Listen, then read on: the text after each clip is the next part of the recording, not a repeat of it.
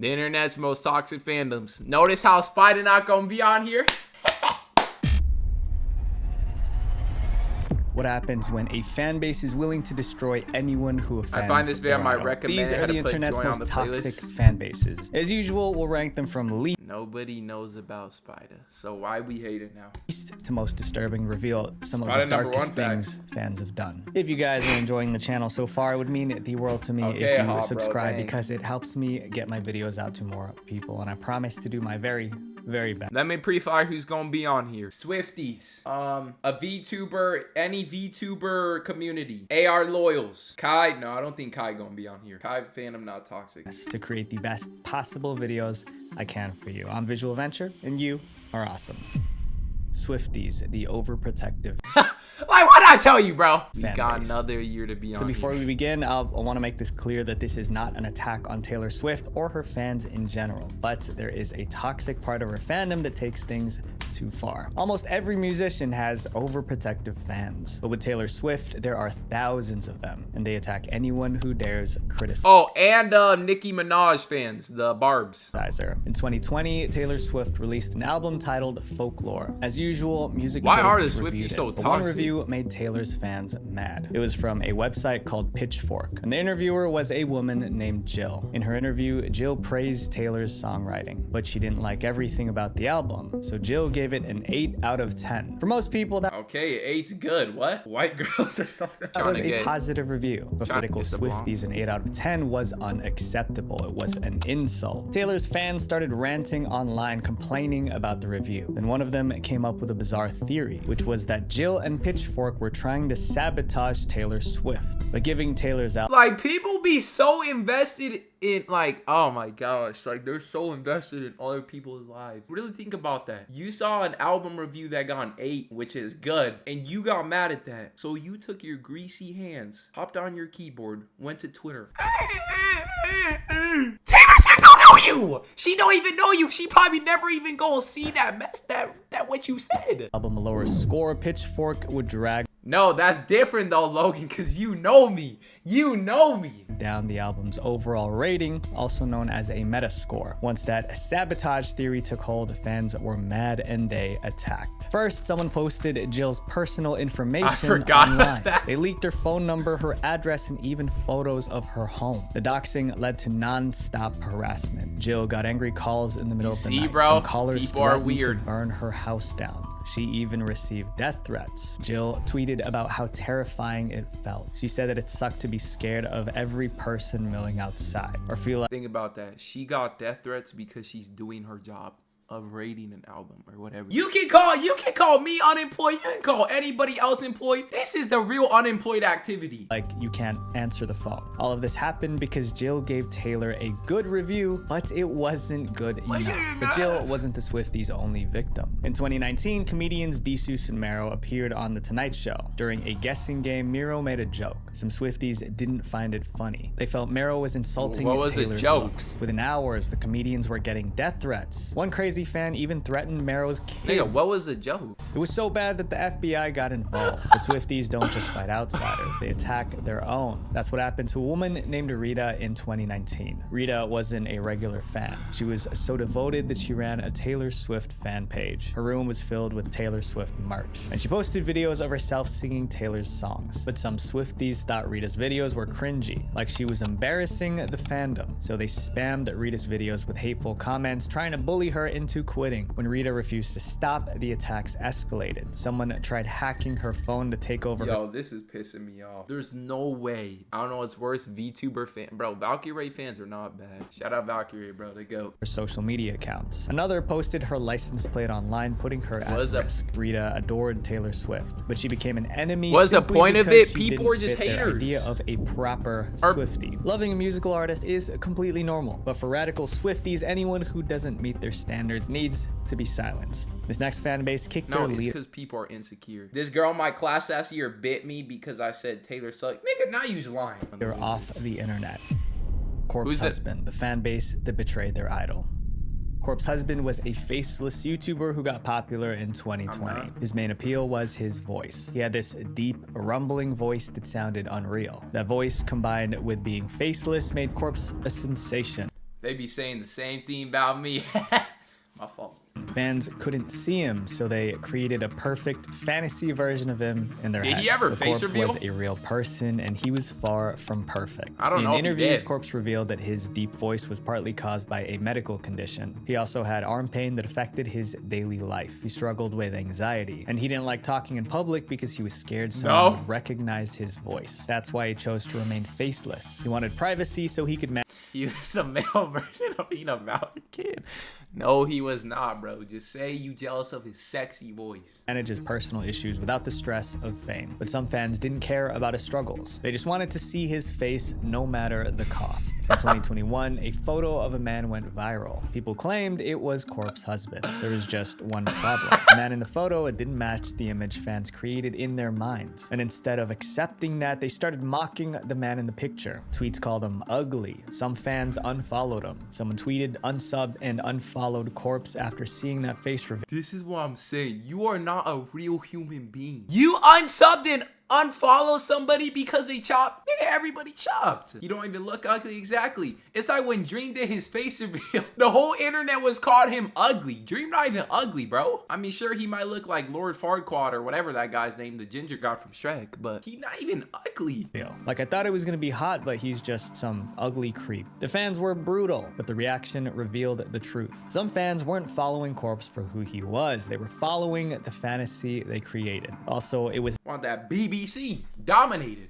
never confirmed that the photo was actually Corpse. Fans might have been mocking a random person. Corpse could have addressed the photo directly, but he didn't. He just started pulling away. He tweeted less, he streamed less, and in November 2021, he uploaded what would become his last regular video. Years later, his fans still miss him. They leave comments begging for his return. They was the truth is expecting hard to something ignore. else. The same fans who demand his comeback are the reason he disappeared. This comment summed it up perfectly. He didn't abandon us, we lost him. We truly didn't deserve this man. This next fan base is huge. Exactly, nigga. Realize. Realize. Realize. Realize. My fault. Huge, loud, and always upset. Star Wars, the fan base that's never satisfied. Star Wars, I feel like Star Wars I know a lot of Star Wars fans hate the recent Star Wars stuff. I wouldn't say Star Wars is a toxic fandom.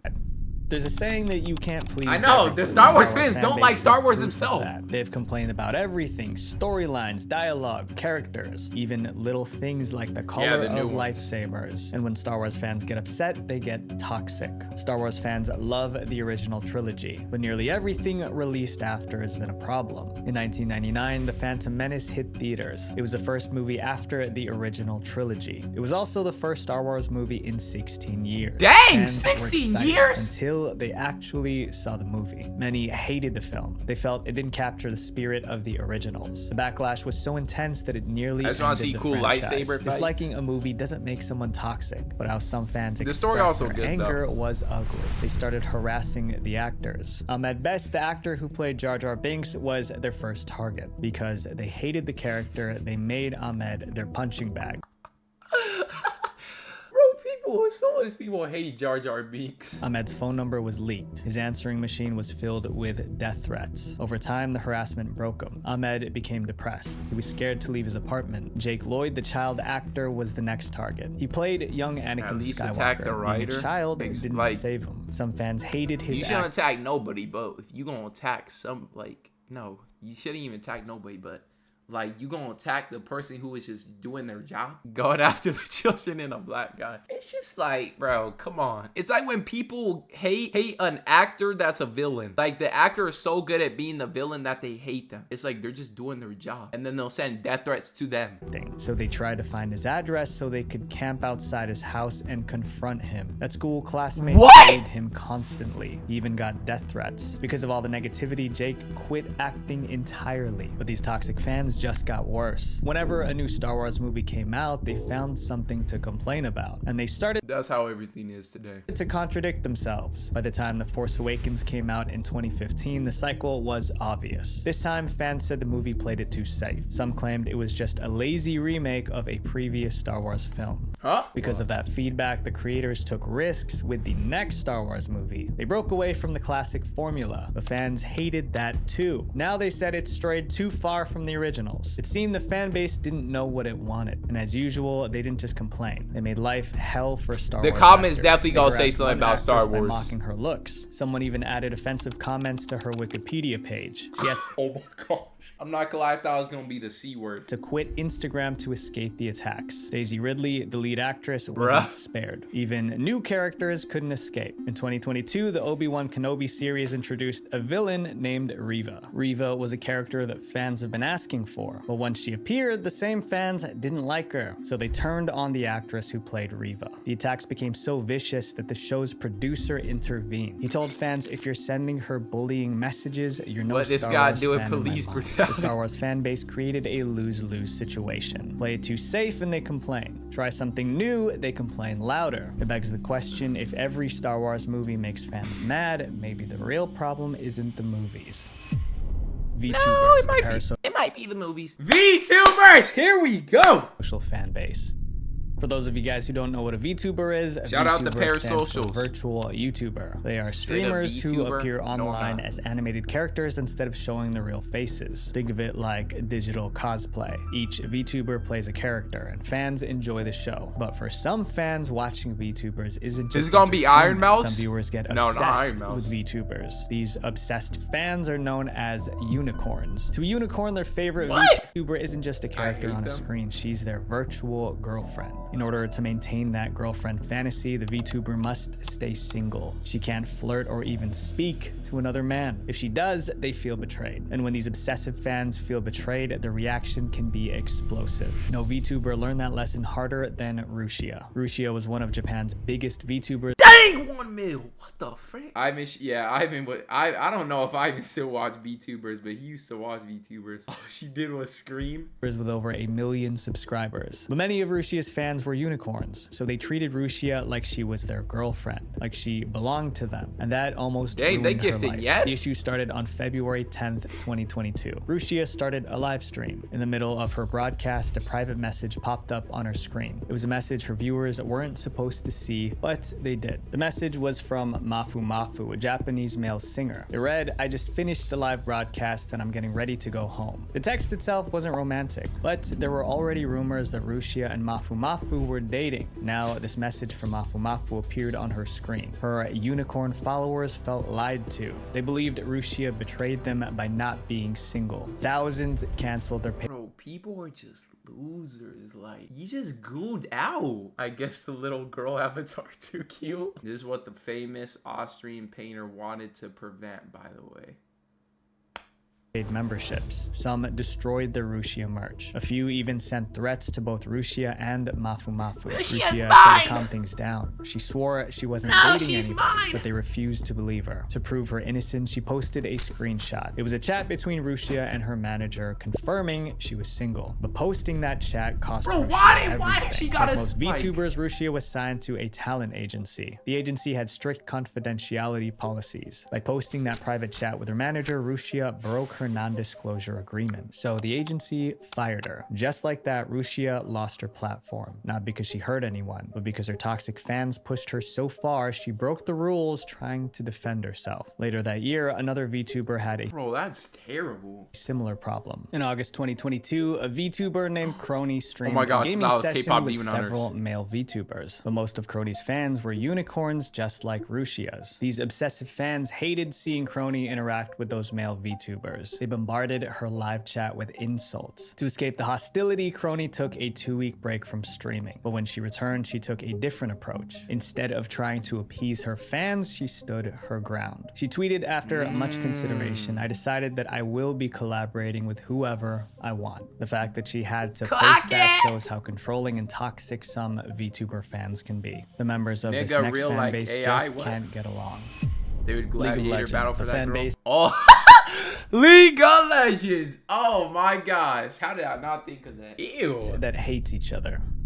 No gaming fan base is as toxic as League of Legends. At least that's what players say. In 2024, a survey asked gamers which fan base was the worst. Around 36% picked. Wait, I want to see this. So League of Legends had the most on PC, right? Call of Duty had the most on Xbox and PS5. Valorant, yeah, come on, Valorant. You deserve that 4%. Honestly, it should be higher than 4%. How does Elden Ring even have 15%? It should have less. They asked gamers which fan base was the worst. Around 36% picked League. What makes this fan base so bad? It's about how the players treat each other. League of Legends is built around they got no chat monitoring. I didn't even know that. To beat another team. Success depends on working together, but most players end up fighting their own teammates. If someone makes a mistake, their teammates explode. Players scream insults in the chat. Others go even further. They int. Inting is when a player deliberately dies over and over in the game. They do this to either troll or punish their own team. Either way, inting ruins the game for everyone. Riot Games, the company behind League, has tried to control the toxicity. Bro, it just be so annoying. If you play in a team game like Valorant or whatever League, where you have a team and it's like a 5v5 or whatever, and you just have a teammate throwing for no reason because he got his butt hurt by somebody on your team, like, it's so dumb. I'm not gonna lie though, I've probably done that before. Aggressive players, they added mute buttons. They even created a system to reward a good behavior, but none of it worked. By 2020, 98% of players said that they have been harassed in the game. 98% is nearly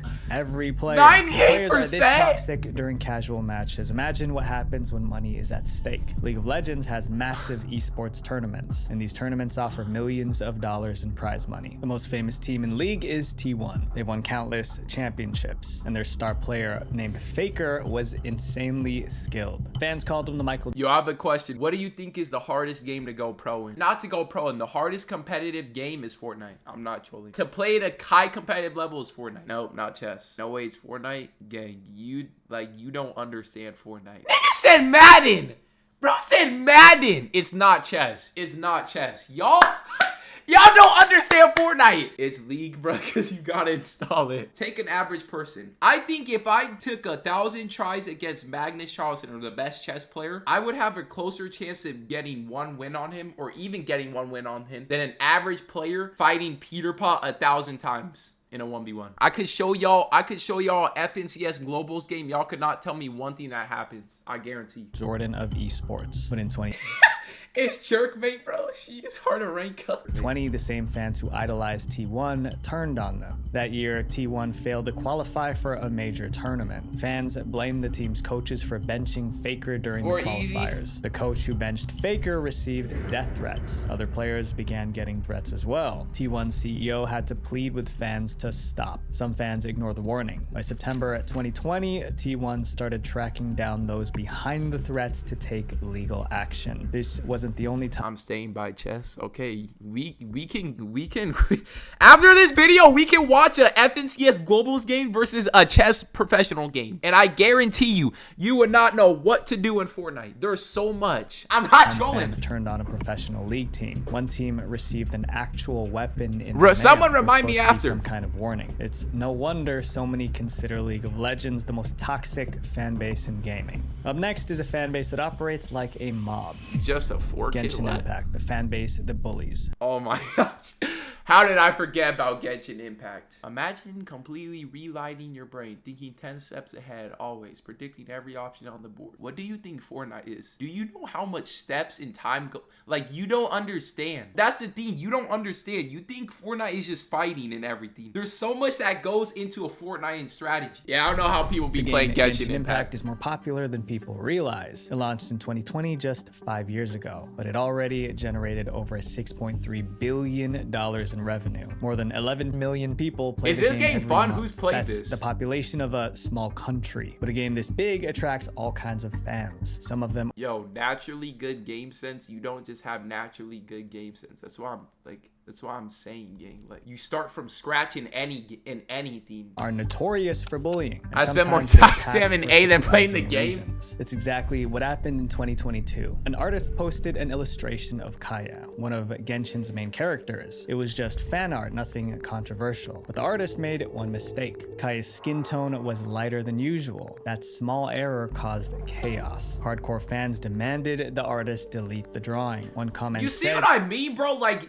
His skin tone was one color shorter. And, oh, delete it. Draw him correctly or don't. You already played computer games with shooting and similar actions like Fortnite. Yo, gang. I could have played Siege for the past 5 years. I'm still starting scratch from Fortnite. And Zito, just say you don't understand it, gang. That's all you gotta say. Let's move on to the vid. We'll watch your vids after and you'll see. Don't draw him at all. That was harsh, but some fans went further. Someone stole the drawing, darkened Kaya's skin, and reposted it. They claimed they fixed the art. The artist even tried to apologize. They tweeted, "I didn't mean to paint Kaya's skin color brightly. It Bro, turned people into just this get color mad at whatever. unintentionally. I'm sorry for making you feel uncomfortable." But the apology didn't end the harassment. The attacks continued until the artist deleted their Twitter account. And this case was just the beginning. Genshin fans attack artists over little things, like drawing a character in the wrong outfit or the wrong pose. But it's not just artists who get attacked. Even actual employees working on the game have been targeted. In 2021, Genshin added a new character named Kokomi. Unfortunately, some players didn't like her, but they didn't just complain about the character. For some twisted reason, fans attacked the voice actress who played Kokomi. She was live streaming when the insults started. Her chat was filled with hateful comments. It got so bad that she had to turn off the comments. Remember, this voice actress was just an employee. Later, she posted that she only wanted a relaxed and happy environment. Like, people just got nothing better to do. That's what I'm saying. Yo, and Zito, we'll talk about it after the vid, gang. Just wait, there's 3 But minutes. the Genshin mob didn't back off. And this wasn't even the worst moment that year. In September of that year, Genshin celebrated its first anniversary. Fans expected huge rewards. But when the rewards were released, many were disappointed. They felt like the rewards weren't good enough. This time, they didn't just make hateful comments online. They tried to sink the whole ship.